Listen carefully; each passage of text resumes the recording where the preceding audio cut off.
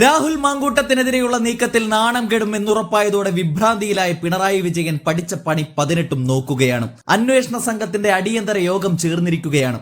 Crime branch മേധാവി H Venkatesh പ്രത്യേക അന്വേഷണ സംഘത്തിന്റെ യോഗത്തിൽ പങ്കെടുത്തു എന്നാണ് അറിയുന്നത്.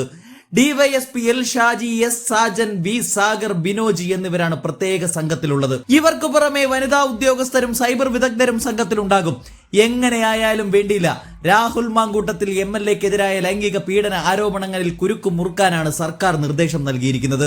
അതിനുവേണ്ടി സ്ത്രീ വിഷയത്തിൽ തന്നെ കുപ്രസിദ്ധി നേടിയ ഒരു പോലീസ് ഉദ്യോഗസ്ഥനെ തന്നെ അന്വേഷണ ചുമതല ഏൽപ്പിച്ചെന്ന റിപ്പോർട്ട് ചാനലുകൾ പുറത്തുവിട്ടു കഴിഞ്ഞു. അതുപ്രകാരം പീഡന ആരോപണം അന്വേഷിക്കാൻ പുതിയ അന്വേഷണ സംഘത്തിന് രൂപം നൽകിയതിനു പിന്നാലെ ഇന്നു മുതൽ തന്നെ പരിശോധനയും തുടങ്ങിയിട്ടുണ്ട്.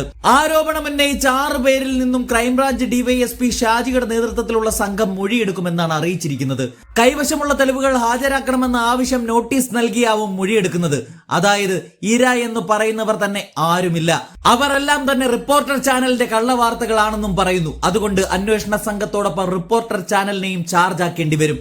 എങ്കിലും യൂത്ത് കോൺഗ്രസ് മുൻ പ്രസിഡന്റ് കൂടിയായ രാഹുലിനെതിരെ മാധ്യമങ്ങൾ വഴിയും സാമൂഹിക മാധ്യമങ്ങളിലൂടെയും ആരോപണം ഉന്നയിക്കുകയല്ലാതെ ഇവർ ആരും പരാതികൾ നൽകിയിരുന്നില്ല. അത് തന്നെയായിരിക്കും ഇനി അന്വേഷണ സംഘം അന്വേഷിച്ചു പോയാലും സംഭവിക്കാൻ സാധ്യത. കാരണം ഈ ഇരകൾ എന്ന് പറയുന്നവരെല്ലാം അന്തരീക്ഷത്തിലാണിപ്പോൾ. കേരളത്തിലെ ജനങ്ങൾ, പ്രത്യേകിച്ച് സ്ത്രീ സമൂഹം ഇത്തരം ഇരവാദികൾക്കെതിരെ അതിശക്തമായി രംഗത്ത് വരികയാണ്. മാത്രവുമല്ല, തട്ടിപ്പ് പരിപാടിയുമായി വന്നാൽ അത് വ്യക്തമായി മനസ്സിലാക്കാൻ കഴിവുള്ള ന്യായാധിപന്മാരാണ് കോടതികളിൽ ഇരിക്കുന്നത്. കോടതികളിലുള്ള വിശ്വാസം ജനങ്ങൾക്കുള്ളിടത്തോളം കാലം ഈ തട്ടിപ്പ് സംഘങ്ങൾ അങ്ങോട്ട് പോകാൻ മടിക്കും എന്നുറപ്പാണ്. എങ്ങനെയെങ്കിലും മാങ്കൂട്ടത്തെ കുടുക്കണം എന്ന ഒറ്റ ചിന്തയിൽ ഈ ടീമിനൊപ്പം കേരളത്തിന്റെ മുഖ്യമന്ത്രിയും ചേർന്നത് വലിയ മോശമായി പോയി എന്ന അഭിപ്രായമാണ് പല CPM-കാർക്ക് തന്നെയുള്ളത്. വെളിപ്പെടുത്തലിന്റെ അടിസ്ഥാനത്തിൽ മുഖ്യമന്ത്രിക്ക് ലഭിച്ച പരാതികളുടെ തുടർച്ചയാണ് അന്വേഷണം മുന്നോട്ട് പോകാൻ തീരുമാനിച്ചത് എന്ന് പറയുമ്പോഴും പരാതി നൽകിയവരെയും അവരുടെ മേൽവിലാസവും അറിയാൻ കാത്തിരിക്കുകയാണ് കേരളം. ശരിക്കും സമൂഹത്തിന്റെ മുന്നിൽ ഇപ്പോൾ നാണം കെട്ടു നിൽക്കുന്നത് രാഹുലിനെതിരെ എങ്ങനെ ഇല്ലാക്കഥകൾ ഉണ്ടാക്കുന്ന CPM, BJP പാർട്ടികളും റിപ്പോർട്ടർ ചാനലും അതുപോലെ തട്ടിപ്പ് സംഘവുമാണ്. CPM മാത്രമല്ല, മുഖ്യമന്ത്രിയും ഏതാനും ദിവസത്തിനകം നാണം കെട്ട് രാഹുലിന്റെ മുന്നിൽ തല താഴ്ത്തും എന്നുറപ്പായതോടെ പോലീസിന് വലിയ വെല്ലുവിളികളാണ് ഇപ്പോൾ ഉള്ളത്. സാക്ഷികളെയും പരാതിക്കാരെയും വരെ അവർ തന്നെ കണ്ടെത്തേണ്ടുന്ന അവസ്ഥയിൽ എത്തി നിൽക്കുകയാണ്.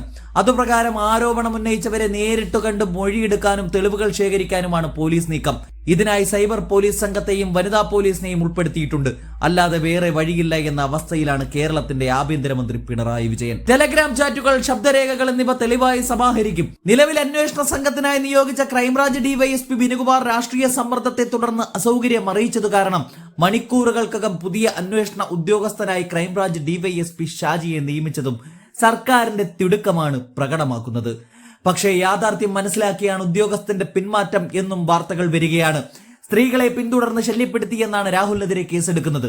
അത്രയ്ക്കും ഗതികെട്ടുപോയ അവസ്ഥയിലാണ് പിണറായി സർക്കാർ.